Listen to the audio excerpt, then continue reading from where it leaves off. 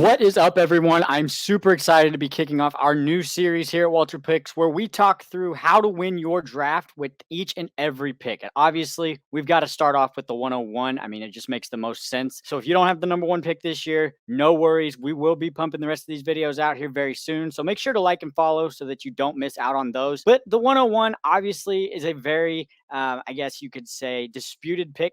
Some people love it, some people hate it. I personally have my own feelings about it.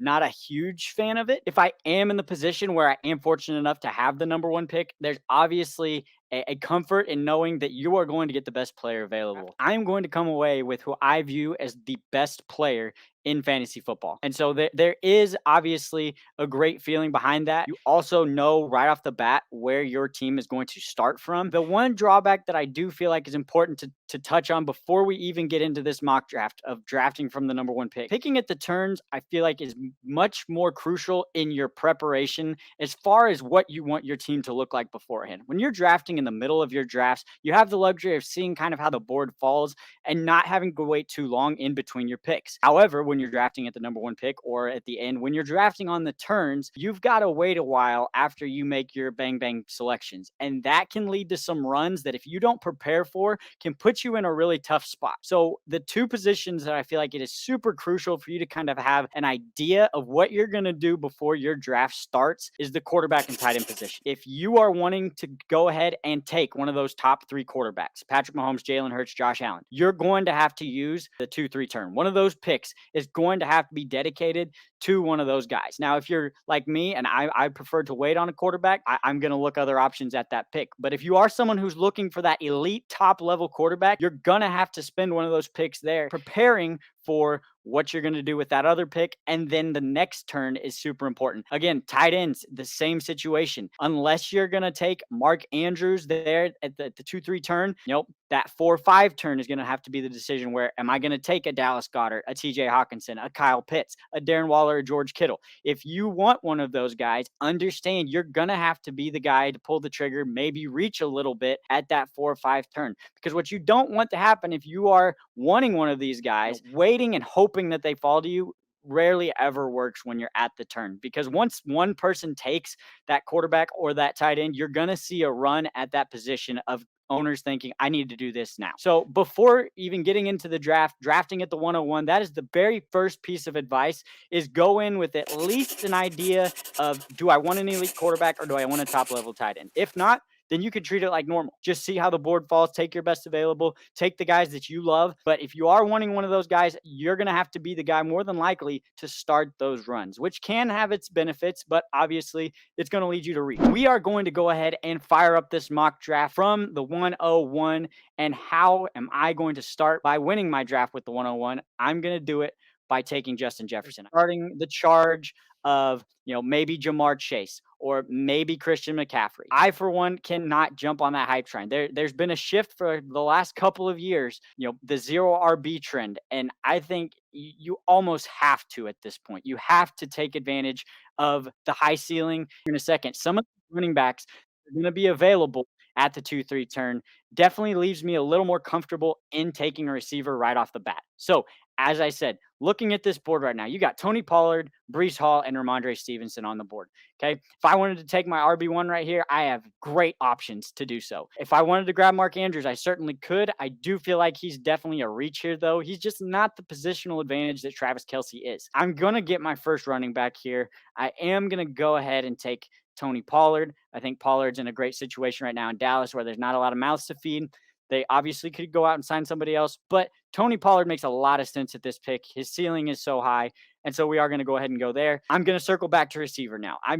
Every draft I'm doing where I'm drafting by a turn, I'm trying to come out of the first 3 rounds with 2 elite wide receivers. And so looking at the board, what I've got here, Chris Olave, T. Higgins, Devontae Smith. I'm actually going to take Chris Olave here. I love Chris Olave at this turn. Michael Thomas, we don't know what's going on there. He can't seem to stay healthy at all.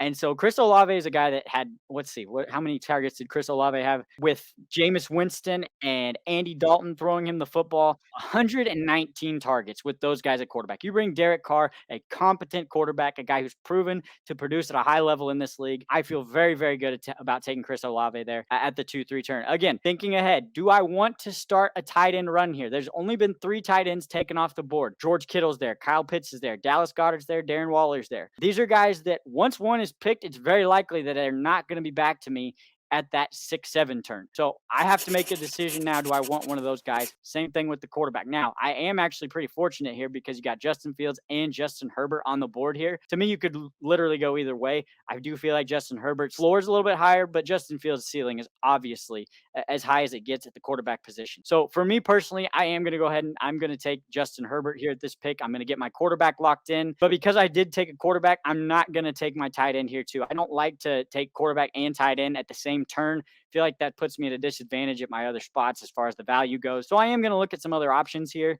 Damian Pierce is on the board, definitely a solid option. Miles Sanders, Alexander Madison, some great options there as well. But there are some running backs a little bit later that I feel like I can get that I like just as much, if not maybe a little bit more when you start to consider the value.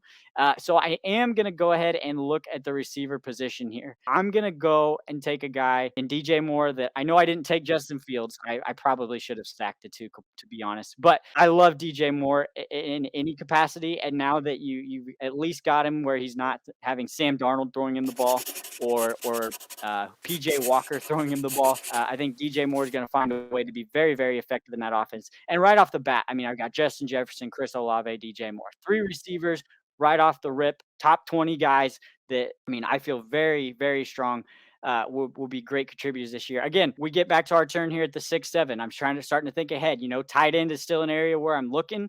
Pat Fryermuth is on the board still. Evan Ingram on the board still.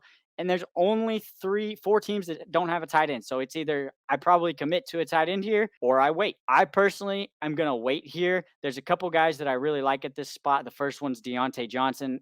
His value right now is an absolute steal here in the end of the 6th, beginning of the 7th round. And for if you're rostering 2 flex spots, I mean, having 2 receivers in those flexes, feel great about that. I am also going to go ahead and grab my second running back here. Rashad White is off the board, unfortunately. That was the guy I was really hoping would get to me. Assuming that he comes back healthy, Javonte Williams is great value here in the 7th round. Javonte Williams and Tony Pollard as my 2 running backs. Feel great about that situation. Obviously, I am a little bit weak at the tight end spot right now. That's okay. There is still options if we look at the board. Evan Ingram, David Njoku, Dalton Schultz, Cole Kmet. I mean, these are all guys that I can be just fine with. Obviously, I'm not going to get anything crazy out of them. They are serviceable options, and I've obviously accepted that I was going to go a different direction, receiver and running backs here in the early going. So now we are at a spot where, you know, David Njoku's sitting right there. Dalton Schultz is sitting right there. I am going to go ahead and take David Njoku. We saw last year that when he's involved in that offense, he can be electric in fantasy football. And so I feel great about taking him in the 8th round. The last person, nope, there's 2 other teams that don't have a tight end. I really didn't want to get stuck with like Cole Kmet now that Robert Tanyan's there. Not sure what Dalton Schultz is going to look like. So I do feel good about getting Njoku there. Another guy I would consider maybe waiting for there is Greg Dulcich.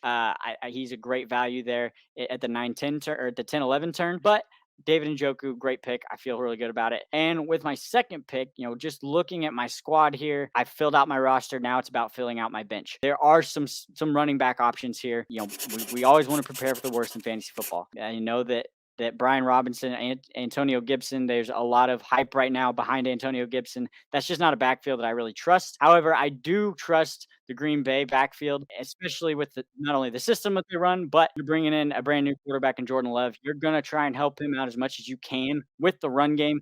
And so A.J. Dillon makes a lot of sense here. He carries value alone being an RB2, but if Aaron Jones goes down, he immediately jumps into that top 15 conversation as an RB1. He's developed his game as a receiving back.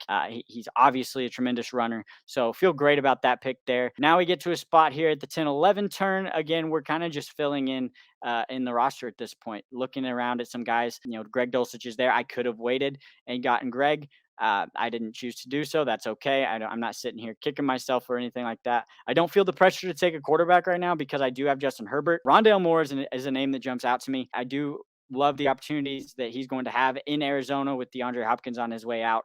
Marquise Brown is obviously the number one there. Again, this might be a little bit of a reach, but again, there's only so many receivers available, and there's probably going to be a good number of them taken here pretty quickly. So I'm going to take Rondale Moore with that first pick. You don't have to stagger. It does become pretty easy to start staggering when you're at the turn and you filled out your roster and go receiver, running back, receiver, back and forth. I'm going to go ahead and take Alan Lazard.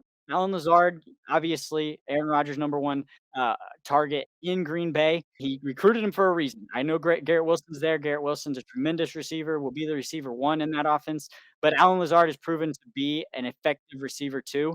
And if something was to happen to Garrett Wilson, then Alan Lazard's going to step in and be that number one guy in that offense. And the guy I was just hoping to take goes. Romeo Dobbs went the pick before. That's very unfortunate. I'm super, super excited for Romeo Dobbs this year with Jordan Love in that offense. But we will shift gears and look a different direction. This is for those that are doing kickers and defenses. I've always been one. I like to be the first one to take those guys because you know there's going to be a run on them at some point. Once somebody pulls the trigger, they're going to go like crazy. And so I'm actually going to be the first person to take those spots because I know they're just going to fly off the board. I'm sure in your home leagues it's the same way. So I'm going to go ahead and take the San Francisco's 49ers defense, and I'm going to take Justin Tucker. I'm getting the number one options at those positions. It's not a huge advantage necessarily. I think the 49ers defense could definitely be getting those guys before everybody else has a chance to.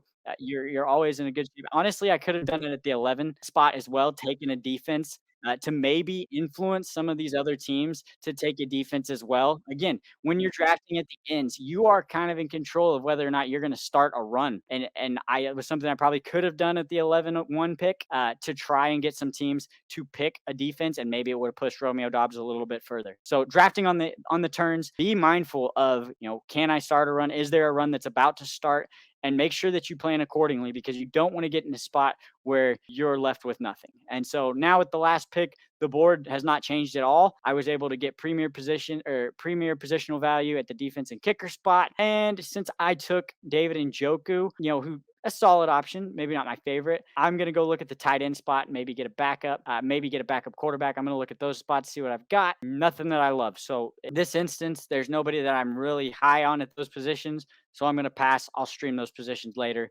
We'll see what we can find here. I'm going to go ahead and take Nico Collins. A lot of hype behind Nico Collins right now in that Houston offense. And just like that, we are done with that mock draft. So actually, let's take a quick look here at this roster from a lineup standpoint. Justin Herbert, starting quarterback, you've got to feel good about getting one of those top tier guys. Obviously not a top 3 guy, but still one of those great quarterbacks that you start every single week. You start it, set it, leave it, and you never have to think about it again until a bye week. Tony Pollard and Javonte Williams. You're getting Javonte Williams was a guy who was getting drafted in the second and third round a year ago, obviously dealing with coming back from the injury, but tremendous value there going in the 7th round. Those two together, the ceilings are super high.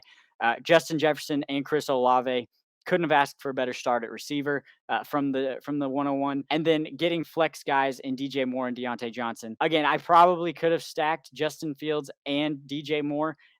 Would have made some sense to do that. I'm just a big Justin Herbert fan, so I went ahead and trusted my gut there. Started the run on Justin Tucker and San Francisco's defense, got the rest of the teams to pick those positions as well. So looking back on this draft, I absolutely love how this one turned out. I feel like when you're playing those turns, you really have to be mindful of, am I gonna start a run? Am I gonna let a run happen and see what falls to me? You've just got to make sure that you're planning ahead. But let me know what you guys think of this roster. How do you think this turned out? What do you think you might have done differently at some of these picks? Obviously, everybody's got different strategies, and we'd love to hear yours. So if you've got some different ideas and different approaches that you guys have to your drafts from the 101 position, let us hear about it. Again, we're going to be doing this from every single spot. So make sure to like and subscribe so you don't miss out on the rest of this series.